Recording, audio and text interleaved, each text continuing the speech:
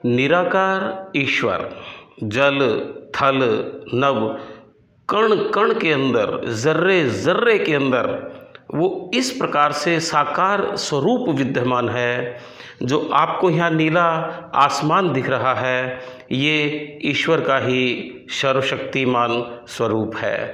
ऑमनीपोटेंट, ऑमनिशिएंट and ऑमनीप्रेजेंट।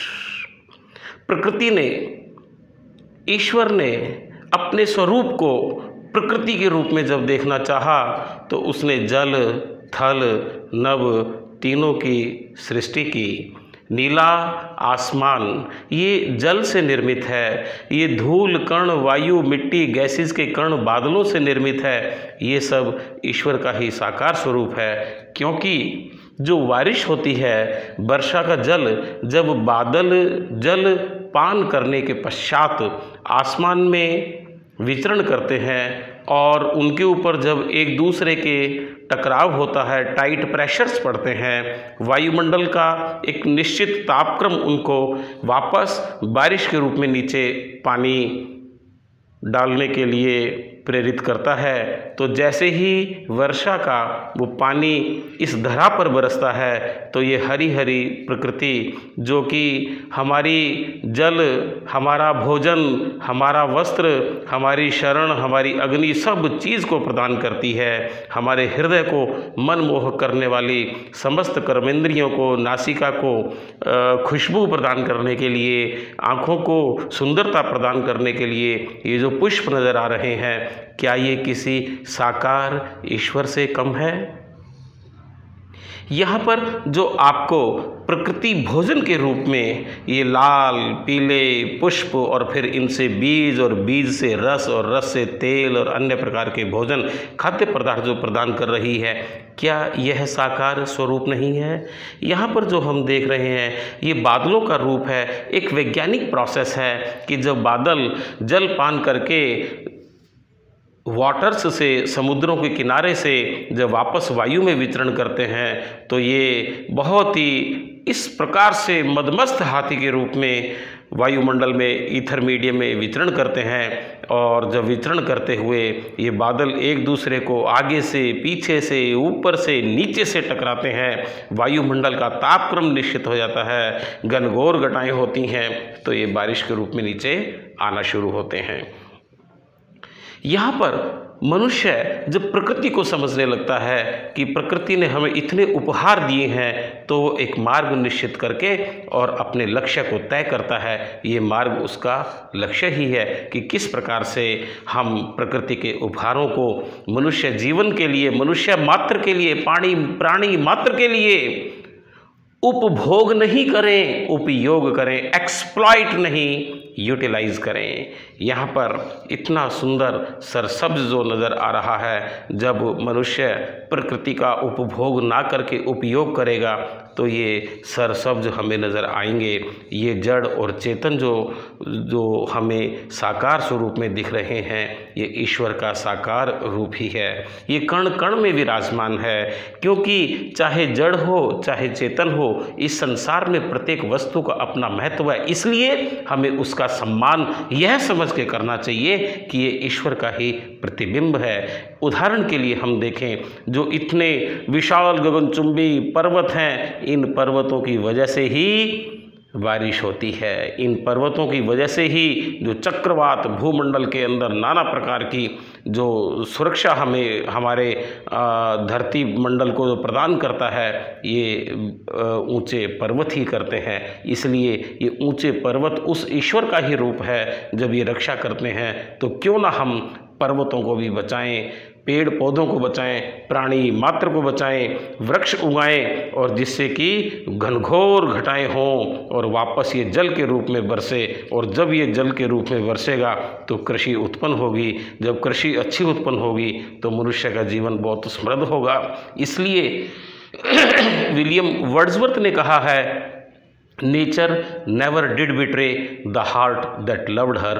प्रकृति माँ ने, प्रकृति बहन ने, प्रकृति गोद ने, प्रकृति स्वरूप ईश्वर ने, स्वरूपी माता ने उस मनुष्य को कभी भी झुठलाया नहीं है, धोखा नहीं दिया। जिस मनुष्य ने सच्ची आत्मा से प्रकृति को अपना समझा है, प्रकृति को प्यार किया है। यहाँ पर हमें अलंकृत पुष्प भी जो प्रकृति ने दिए हैं, आँखों को सौंदर्य पान करने के लिए दिए हैं, नासिका को इसकी खुशबू ग्रहण करने के लिए इतना मनमोहक दृश्य प्रस्तुत किए हैं। वस्तुतः हमें भी प्रत्येक प्राणी मात्र, सभी वर्गों के मनुष्यों को चाहिए कि हम प्रकृति को उसी आनंद स्वरूप से देखें। हमें लगता है कि हे कृष्ण, तुम कण कण में विराजमान हो, सारी प्रकृति तुमसे उत्पन्न हुई है, सारे ये ब्रह्मा विष्णु महेश और इसके ऊपर के ओजोन मंडल, परिमंडल, सचखंड और उससे ऊपर सतलोक और सतलोक के ऊपर गोलोक जो विराजमान है। गोलोक को, गो का मतलब होता है इंद्रियां, और जो अपने इंद्रियों पे नियंत्रण कर लेता है, जो अपने कर्मेंद्रियों पे नियंत्रण करना जानता है, वो आत्मिक अनुभव को प्राप्त करता है। जिसने कर्मेंद्रियों पर नियंत्रण कर लिया था वही कृष्ण है। कृष्ण का मतलब ही आकर्षण है। इसलिए हमें इन प्रकृति के सभी स्वरूपों को आत्मिक तत्व के रूप में समझना चाहिए। ये बाह्य प्रकृति और हमारी आंतरिक प्रकृति जब दोनों मिलती हैं, यही योग कहलाता है। मनुष्य ने अपने चतुर दिमाग से प्रकृति का इतना सदुपयोग किया, उपभोग नहीं किया, सदुपयोग किया और इतनी सुंदर धरा का निर्माण कर दिया। ये अक्षर के रूप में जो इतनी फुलकारी, क्यारी, पुष्प, नाना प्रकार के जो षड ऋतुओं का यहाँ पर जो दृश्य नज़र आ रहा है, संगम नज़र आ रहा है। ये पूरे भूमंडल विश्व के अंदर इतनी प्रकार की ऋतुएं कहीं नहीं हैं जितना भारत की धरती के ऊपर है। ये भूगोल वैज्ञानिक बताते हैं, क्योंकि पाश्चात्य देशों में जब सर्दी पड़ती है तो भयंकर सर्दी पड़ती है, सूर्य देवता दिखते ही नहीं है। जहाँ जलपात होता है वहाँ 365 दिन जलपात होता है, लेकिन भारत में ऐसा नहीं है। यहाँ पर सभी स्प्रिंग सीजन, बसंत ऋतु कह लें, फिर उसके बाद में ग्रीष्म ऋतु कह लें, और फिर उसके बाद में बारिश चौमासा, और उसके बाद में अन्य ऋतुएं पतझड़, और उसके बाद में ग्रीष्म सर्दी ऋतु, शरद ऋतु का आगमन हो जाता है। इस प्रकार से ये जो वायुमंडल का, ये जो प्रकृति का ये जो चक्र है, ये बहुत ही शानदार यहाँ देखने को मिलता है। इसलिए सभी बड़े वैज्ञानिक भी, बहुत बड़े विद्वान प्रोफेसर मैक्स मूलर साहब जैसे प्रकृति का आनंद लेने के लिए यहाँ पर आए थे इस धरती पर। और वर्ड्सवर्थ साहब ने तो कहा कि मैं हिंदू धर्म को स्वीकार करना चाहता हूँ, मेरा अगला जन्म हो तो हिंदू गंगा की गोद में हो, हिमालय की छाया में हो। जिस प्रकार से ये पुष्प अपने खुशबू से शोभायमान करता है, मनुष्य को भी यहाँ से प्रेरणा लेनी चाहिए कि हमारे सत्कर्म इतने अच्छे हों कि सर्वे भवन्तु सुखिनः सर्वे सन्तु निरामया।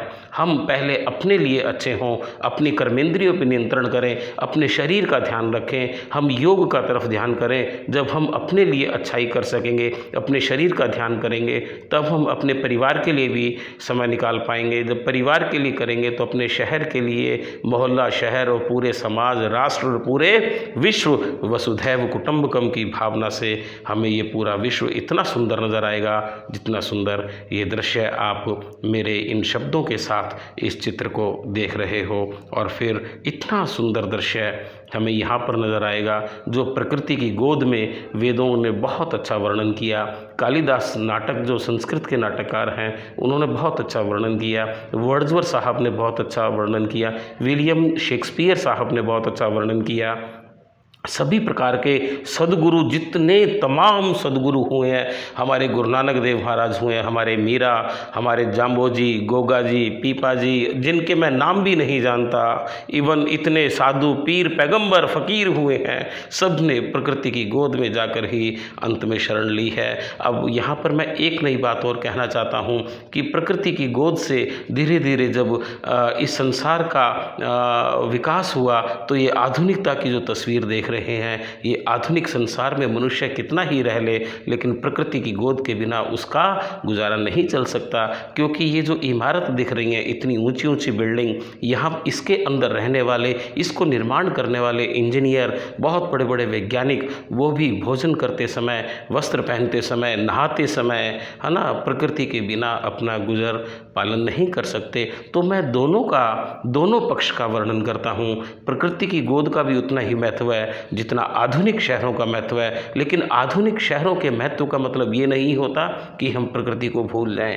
अतः हम निराकार ईश्वर जो कण कण में विराजमान है, हे सूर्यदेव, आप ईश्वर के साक्षात रूप हो, आप ईश्वर की ऊर्जा का रूप हो, चंद्रमा ईश्वर की शीतलता का स्वरूप है। हम उस हृदय के अंदर, उस निर्मल हृदय में आपके तेज पुंज को, आपकी शीतलता के पुंज को धारण करें और हम पूरे विश्व बंधुत्व की भावना से हम एक ही भाव रखें। सर्वे भवन्तु सुखिनः, सर्वे सन्तु निरामया, सर्वे भद्राणि पश्यन्तु कश्चित् दुःख भाग भवेत्। तो हमने तो वसुधैव कुटुम्बकम की बात कही है। यहाँ पर सभी प्रकार की मानसिक संकीर्णताओं से ऊपर उठ करके ये जो प्रकृति का नज़ारा आप देख रहे हैं, ये निराकार ईश्वर का रूप, एक मुझे तो साकार ईश्वर का रूप यही नज़र आता है। हे कृष्ण, हे वासुदेव, हमारे पास आधुनिक युग में वो दिव्य चक्षु नहीं है कि हम दिव्यता को धारण कर सकें। हम संसारिक मनुष्य हैं, इस संसार के अंदर 24 घंटे लिप्त रहते हैं, पर हम 24 घंटे लिप्त रहने पर भी प्रत्येक कोशिश करें कि 15 मिनट उगते हुए सूरज का ध्यान रखें, 15 मिनट रात्रि को चंद्रमा की शीतलता का अपने अंदर ग्रहण करें, ताकि हमारे जीवन के अंदर उष्णता और शीतलता दोनों संतुलित रूप में रहें और हमारा जीवन बहुत गतिज ऊर्जा को प्राप्त हो। यही मैं कहना चाहता हूँ। चाहे हम व्यापारी वर्ग से हों, चाहे हम कृषक वर्ग से हों, चाहे वैज्ञानिक हों, चाहे प्रोफेसर हैं, चाहे डॉक्टर, इंजीनियर्स, किसी भी क्षेत्र के कार्य करने वाले हैं, लेकिन बिना प्रकृति के हम अपने आप जीवन को संपूर्ण संवर्धन नहीं कर सकते। इसलिए हम सब मिलकर के प्रकृति का संवर्धन करें, प्रकृति का ध्यान करें। क्यों ना हम प्रकृति को ईश्वर का साक्षात रूप मान लें। हम पीपल के अधिक से अधिक वृक्ष लगाएं, जिससे कि 24 घंटे हमें वायु मिले। हम क्यों ना तुलसी जैसे पौधे को घर में लगाएं। वैज्ञानिक कारण ये है कि जब आसमान में बिजली चमकती है तो तुलसी का पौधा क्या करता है कि सारी की सारी उस अग्नि को अंदर अपने अर्थिंग पॉइंट बना करके और उसको अवशोषित कर लेता है और उस घर के ऊपर बिजली नहीं गिरती। ये वैज्ञानिक प्रभाव है। तो आओ हम सब मिलकर के वसुधैव कुटुम्बकम की भावना से साकार ईश्वर, निराकार ईश्वर के रूप को यहाँ समझने की चेष्टा करें। धन्यवाद।